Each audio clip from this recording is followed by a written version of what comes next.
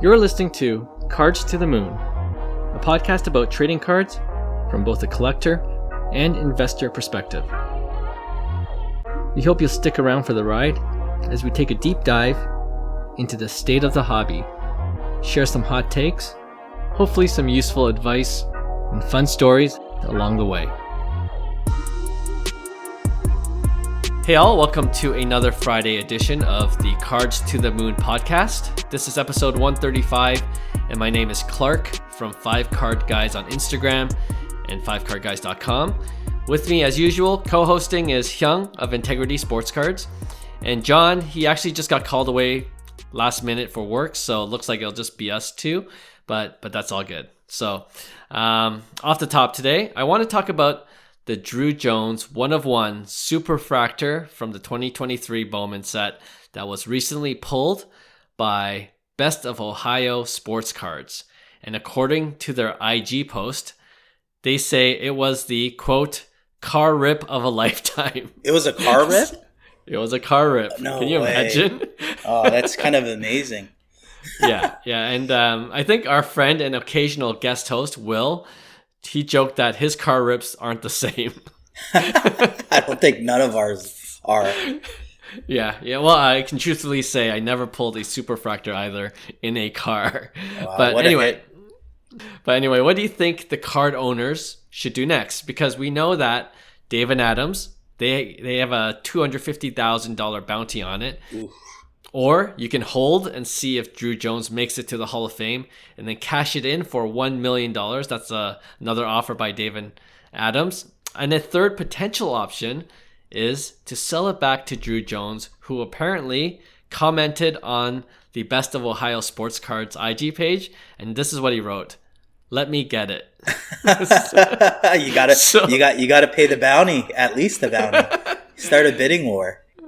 Yeah, but I think that's amazing that you have Druw Jones involved in that as well. But he's gonna. I hope he knows.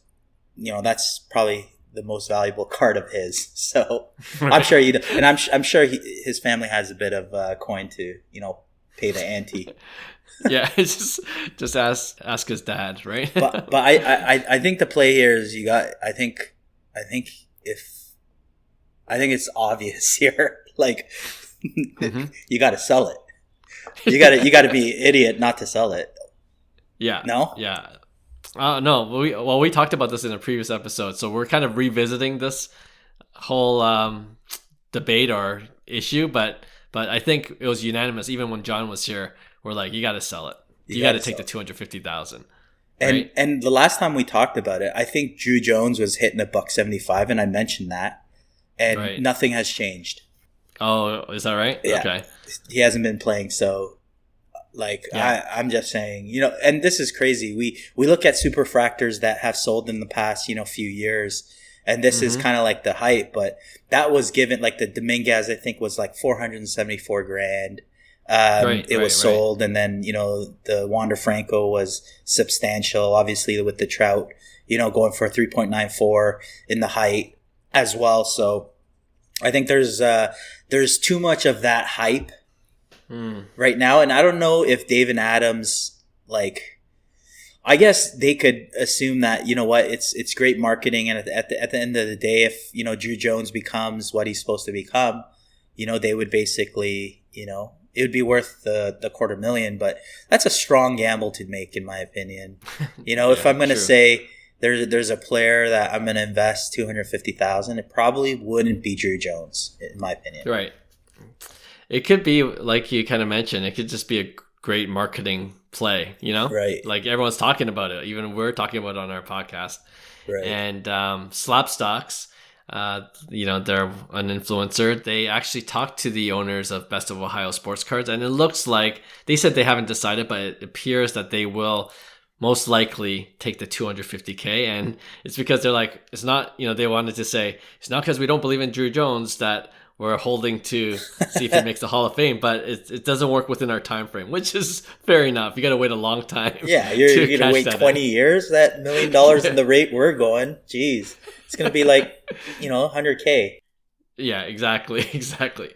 But I wanted to put things into perspective. So we're both on the same page. Take the 250K. That's the best thing for you to do. But I want to put things into perspective in terms of how difficult it is to get into the Hall of Fame in the first place. You know, Right. it's a very low percentage. There's For a lot sure. of professional ball players, and you got to have a longevity in your career and all these other contributing factors. And it's at the end of the day, it's subjective too. You know, you got people voting you in, right? So Yeah, that's something that's you can't right. control. But I'm going to look at it more objectively by citing some stats of some players who currently aren't in the Hall of Fame. Okay. So at the end of the day, we're going to ask, do you think Druw Jones can be better than Oof. player XYZ? Okay. That's So tough. I'm going to start with a player that is close to being the Hall of Fame. He hit 381 home runs in his career, 295 batting average, Ooh. 5-time All-Star, 4-time Silver Slugger, 3-time RBI leader, and he finished in the top 5 of American League MVP 3 times. And this guy is yet to be in the Hall of Fame. American League. Yes. Oof.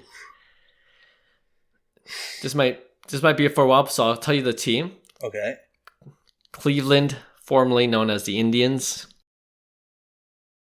Power hitter. Power hitter. Albert Bell. Joey Bell. That's right. Albert Bell. Didn't make the Hall. And he's in this Crazy. special ballot consideration. I think they have a loophole, or not a loophole, but you can consider people after their eligibility Right. based on these special committee members. So I will he say, might get a chance. I will say Albert Bell, like for me, like I grew up watching Albert Bell. Me too. He was unbelievable. And I think if he played a longer career, I think Yeah. he would be a shoo-in. But he's played maybe like 10 or 11 seasons, you know, Mhm. and obviously in the height of the junk wax era. So he gets absolutely no love, even in the hobby perspective, but absolutely not. I don't think Druw Jones, like that's a big shoe to fill. You know, you're talking about one of the best players in that generation for sure. Yeah. So exactly. That's why I wanted to kind of put things into perspective. Okay. So Good that one. was the top guy. I'm going to go like tier lower. Okay. Mm-hmm. And you tell me if you think he could have a similar career. This player hit 393 home runs, 284 batting average, 4-time All-Star, 8-time Gold Glove Award winner, won the Silver Slugger once, and he was top 5 of National League MVP 4 times. 4 times. And the team he played for was the St. Louis Cardinals. The Cards. The majority eh? of the time, yeah. Give me an era. Is this guy retired or? Yep. So Yep. these are all retired. These guys are all Okay, retired. Cards. Who would? Cards. I'm lost, Clark. What do we have? Okay. Jim? Tomei. Nope. No. Jim? Tomei's in the Hall of Fame, right? Oh, he's not even I St. think Louis so, he Cardinals. is. He's Jim. Cleveland, right? Jim Edmonds. Jim Edmonds, the catch. I totally forgot about Jim Edmonds. These guys are all in the junk era. That's right. Yeah. And I think the Okay. next guy too is will be in the junk wax era. Okay, I'll just get right to him. 328 home runs, 283 batting average, 2-time All-Star, 1 Gold Glove winner, and he was a member of the 30-30 club 4 times. Okay. And he played during the peak of his career. He played for your Toronto Blue Jays. Toronto Blue Jays. And sorry, say that again. Like, what was his accomplishments? 328 home runs, 283 batting average, 2-time All-Star, 1 Gold Glove winner, and 30-30 club 4 times. 30-30. Who 30-30 for the Jays? I should know this, man. There's a lot of players. That 30-30? Derek Bell? No. No. He's definitely in the, I think when I was researching him, he's not in the Hall, but he is in the Jewish Hall of Fame. Sean Green. Yep. Sean Green. You know what's so funny? I was actually talking about Sean Green today, which is crazy. Oh, really? And I was saying how underrated he was, Mm-hmm. right? And I think he was around a 40 WAR guy, right?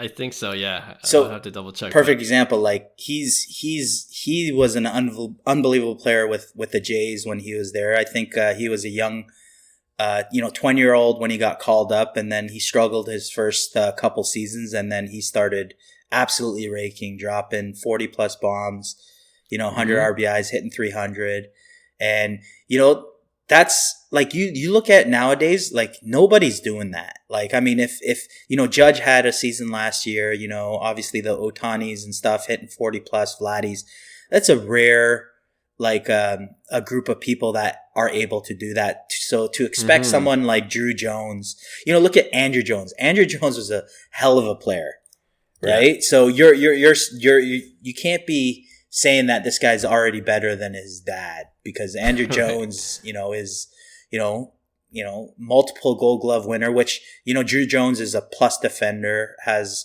all the tools to make it. But, you're talking about Andrew Jones, 60 plus career WAR, and to, have that expectation that he's already there, as an 18-year-old or 19-year-old, right? That's a good point. And I was, for fun, going to give you his father's stats. Andrew Jones, 434 career home runs, 254 batting average, and like you mentioned, 10-time Gold Glove winner, 5-time All-Star, and a Silver Slugger winner. Unreal career. And still not in the Hall yet. So he's getting close, though. Andrew Jones is probably the closest. I think he's a shoo-in, to be honest. I think he's done enough for the game that he'd definitely be a candidate. Yep.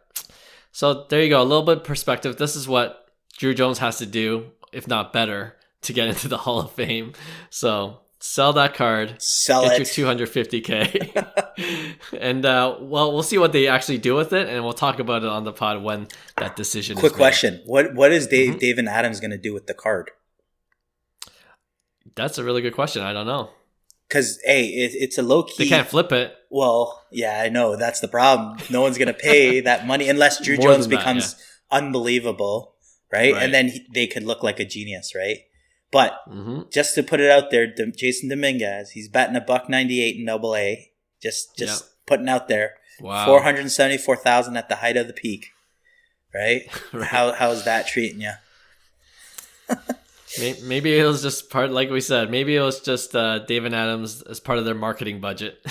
More power to them. You know what? If they have that kind of marketing budget, then I'm all for it. So, yes, sir. So we'll see. All right.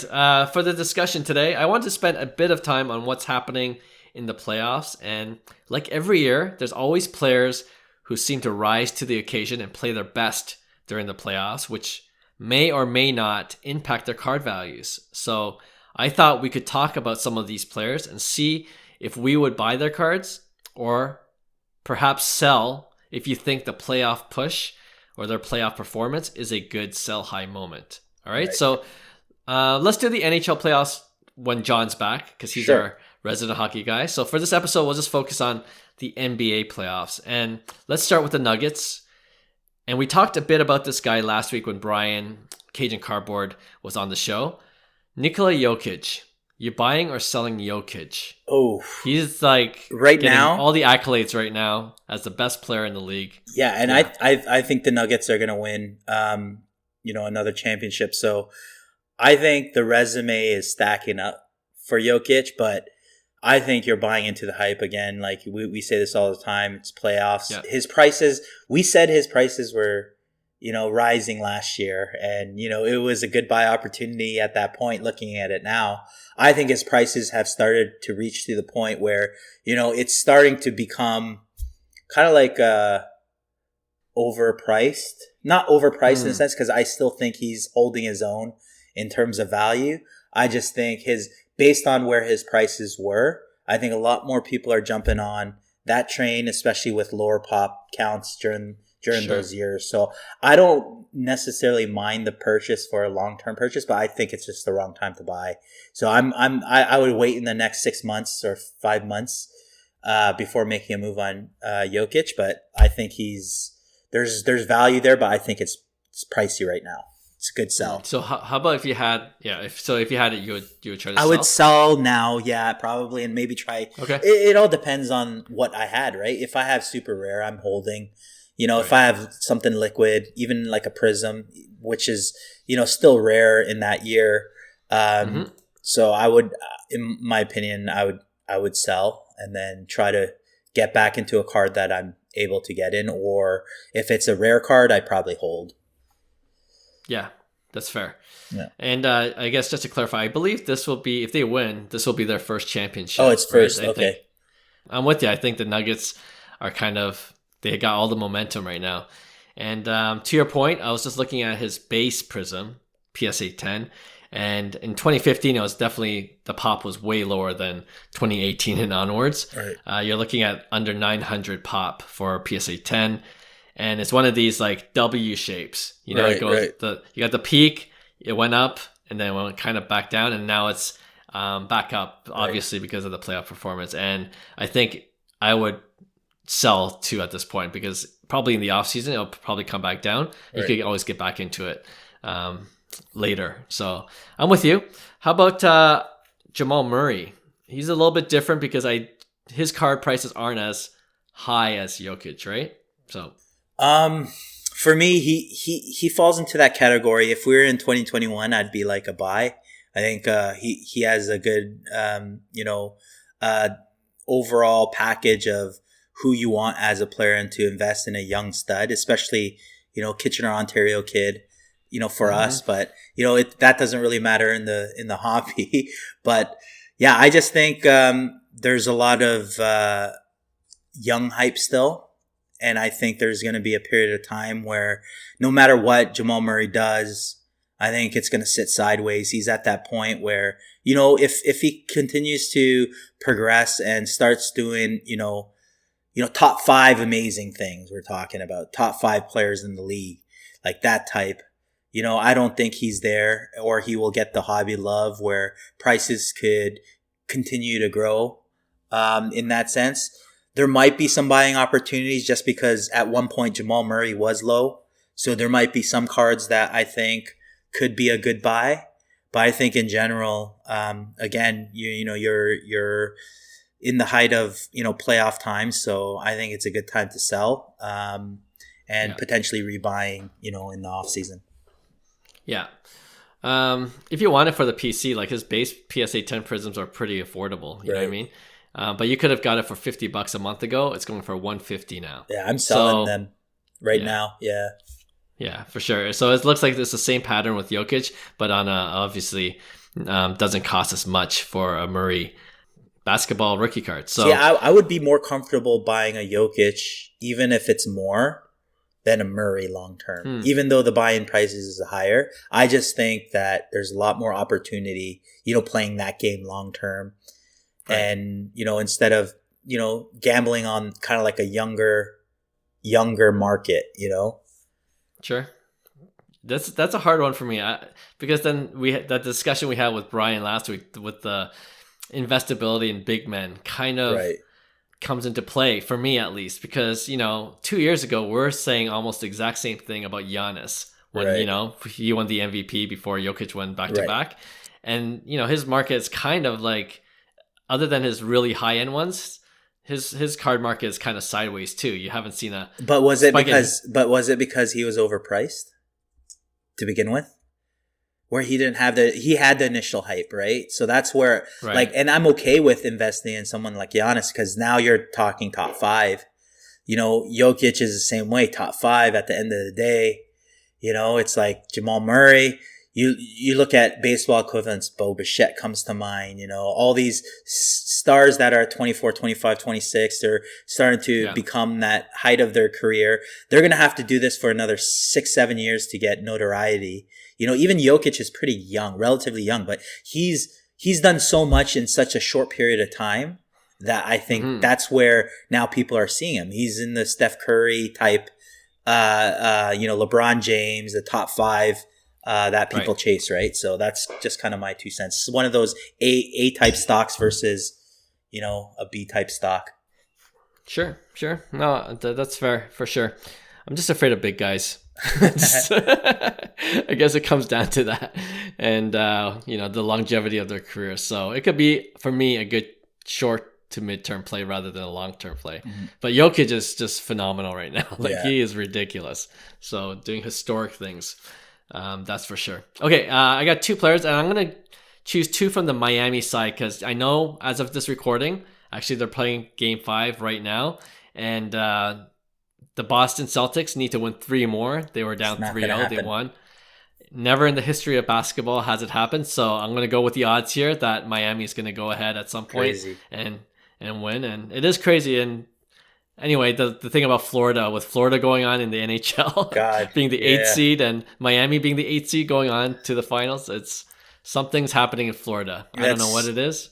It's unreal what they're doing actually. Like, both teams, the Panthers and the Heat, like just, taking a team that was like non-existent, just barely made the playoffs into, being like unstoppable, like literally unstoppable.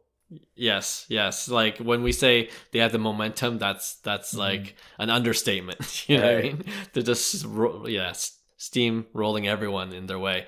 So I'm going to pick Miami Heat for our example here. Of course, we got to talk about Jimmy Butler, Jimmy underrated. Butler is one of those, underrated in terms of his career too. Like, 100%. But then the knock on him is like in the regular season he just seems kind of average, but then he becomes beast mode in the playoffs. 100%. So what are you doing? Honestly, I'm a Miami Heat fan. Just in general, if there's a basketball team I follow, it's always been Miami Heat. And if Jimmy Butler is so quiet during the regular season. It's just when he shows up, he wants to, he'll drop his 20 a game and he'll be happy with it. Come playoff time, geez, next level. This is what he understands. This is his way of playing in terms of keeping that longevity and sustainability in his career. It works for him. And you know what? He is a very impactful person in the NBA. Like, there's no way anybody just takes kind of like that 8th seed team. And this is without, Tyler Hero, who, had a pretty decent season this year again and having, that support off the bench. It required Jimmy Butler to step up like huge, right? And he did. And he has nothing but stepped up in the playoffs. And this is not just this year. This is every year that we're talking about that he's the go-to guy. And he's just... in my opinion, underrated in terms of hobby. Plus, even in the NBA as a player, I just think that, a lot of people don't, show the love that he deserves. But from a hobby standpoint, I get it, a bit. But I do like kind of like the marriage between the two in terms of where Jimmy Butler is in his career and his rarity of cards and his card prices, because I think they're reasonable. I still think they're high right now because of, what Miami has been doing. And if you see his prices over the last couple months, it's been, I think, on a steady incline for the most part. And it's a good marriage in terms of collectability because the scarcity, very low pop, even his silver, I think, is probably within, 30, 40, maybe less, in his silver prism. And you see Zion, right? We talked about this all the time. Right. How many silver prism? It's not the same silver prism is what I'm saying. So back in the day, that's definitely the card you want, or any numbered kind of like gold, even, that's a massive card, right? So I think there's good buying opportunity with Jimmy Butler in certain cards.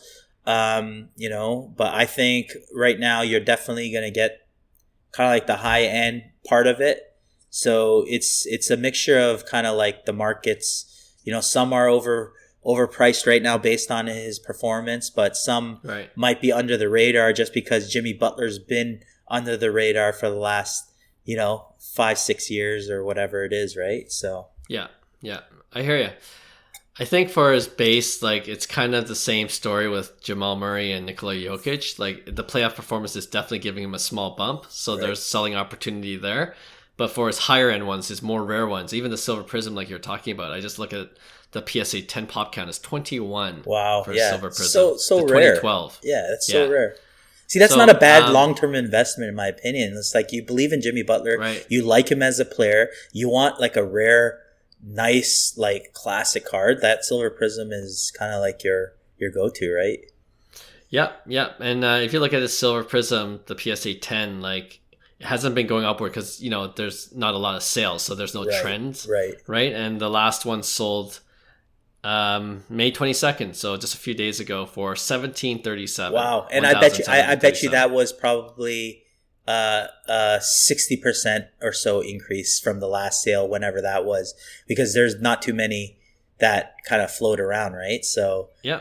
So to your point, $900 in April. Oh wow, yeah, there you go. So it is, right yeah, there. And that's not if you look at it, it's like if I said, you know what, I'm gonna go long term on 1500, I would overpay technically for that card for a little bit. It'd be fair market value, I'd say. It obviously has a huge bump to it, but I don't think that's a bad $1,500 investment. Especially if you like Jimmy Butler. In the next 3 years, I'm going to enjoy Jimmy Butler with this card, with that mentality. Yeah. And I think, what a good comp might be is seeing Carmelo Anthony retire. A lot of the accolades are coming to him. I think when Jimmy Butler, he's, closer to retirement than not. Right. I think it's going to be the same thing. People are going to give his, tributes to him, and then you can see a little bump there. And you just hold on to the card that you buy now. And yeah, I mean, if you look at 2022, May of 2022, his card was 3,000. So it's half of what it was last year. So it's not a bad buy for his rare cards. Right. So I think we're agreeing there. All right. I wanted to bring up one more Miami player. He hasn't played because of injury. Oh, but boy. It's my guy. Tyler Hero. Yeah, we talked about him in our first year of our podcast. We all loved him. And of course, didn't pan out the way we hoped. And it was during the hobby hype. But he is an integral part of the Miami Heat. For sure. And it looks he's still a young guy, can still definitely grow and contribute. So what are you still into Tyler Hero? Or I honestly like Tyler Hero as a player, what he brings, his skill set, his marketability. Like, I love that. He might not be a Miami Heat, and I don't necessarily love that, to be honest. But he's also been limited in his role as a Miami Heat. I believe, he started for a bit, and, he plays so well in that sixth man role that I don't know if, there's rumors, even more recently that he might, Orlando's like a potential team, right? So I don't love when players get, traded or, onto another team. I just think it could go both ways in terms of their price. And I know Tyler Hero had a little bit of hype during that COVID bump. So I think he's going to be sitting sideways for a while unless he does. Like I said, he has to be a top 5, top 10 player to move the needle. Unless his cards are absolutely so cheap that it can only go up if he plays decently, right? So, I like everything there, but I have a courtside gold wave. I love that card. I still have that card, and I probably couldn't even sell it for $400 now. You know what I mean? So it's like, I don't necessarily love him as much as I did in terms of a buy now. And I think he still has somewhat of a hype and somewhat value to his cards. So I'm a sell with Hero, especially he's not in playing, and his cards definitely have taken a hit with it. Yeah, it's tempting because I'm looking at his prices. It is pretty cheap, right? I'm just looking at the Silver Prism just as a gauge overall, with liquidity and everything. And the hype, December of 2020, 900 sold 1,500. Wow. in December of 2020, and it's going for $100 last sold price. Holy. $100. And the Popcat's not too bad, $846 for a PSA 10.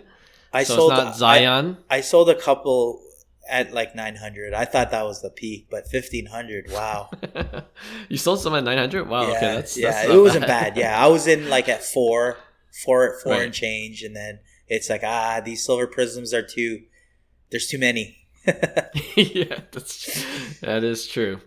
And I'm with you. Like, there's a cap or a ceiling to, players that are 6-man type. And maybe he could step up in a different team like you're mentioning. Yeah. But there's a lot of ifs there for me that I'm not willing to take that risk. And I'd rather spend $100 even on another player, right? So, Right.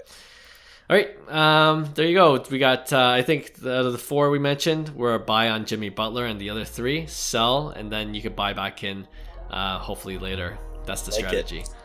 All right, that wraps up today's Friday episode. Thanks again for joining us. We thank all our listeners and subscribers. If you liked what you heard, we appreciate you giving us 5 stars wherever you do listen to your podcast. And we'll see you with a brand new show on Tuesday. See you then. Bye. Hey, thanks for listening to Cards to the Moon. We'd really appreciate you subscribing to our podcast wherever you listen to your podcasts. And you can also connect with each of us on Instagram at 5cardguys, or you can follow Hyung at Integrity Sports Cards, or John at TradeU at Recess. You can also check us out at 5cardguys.com. Thanks again, and hope to connect soon.